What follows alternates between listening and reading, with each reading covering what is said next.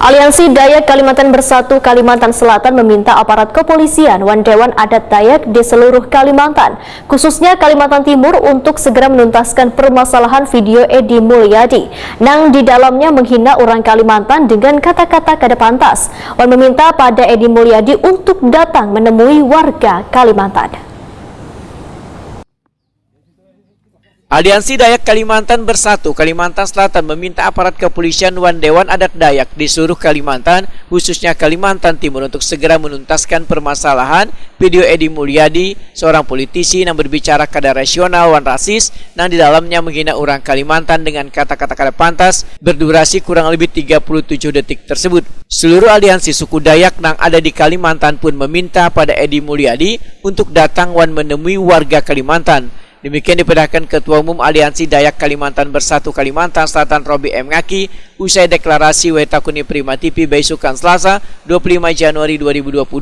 Menurut Robi M. Ngaki, walaupun Edi Mulyadi sudah meminta maaf melalui rekaman video, namun bubuhan warga Kalimantan tetap memintanya datang ke Kalimantan dan duduk bersama menyampaikan permintaan maaf langsung ke warga Kalimantan. Selain itu, Edi Mulyadi harus mendapatkan hukum adat sesuai dengan pasal yang ada di Dewan Adat Dayak. Ketua Dewan Adat di daerah tempat, biasanya dia tempat dia sebutkan di mana, kan daerah Kaltim. Itu nanti Dewan Adatnya membentuk suatu kepanitiaan. Di situ nanti panitia menyusun pelaksanaan itu, mereka menunjuk para mantir, para hakim adat. Nah, nanti para hakim adat itu yang menentukan apa yang didenda, itu berupa denda. Denda ya, kalau bukan fisik kepala tidak ada tetek kepala apa tidak ada. Karena sudah sepakat itu tidak ada lagi di bumi Indonesia. Tidak ada kuncang ya, hanya denda. Kalau biasanya denda apa? Ya, dalam bentuk apa? Bentuk apa kalau biasanya? Itu nanti ditentukan oleh menteri di sana. Mantir adat di sana.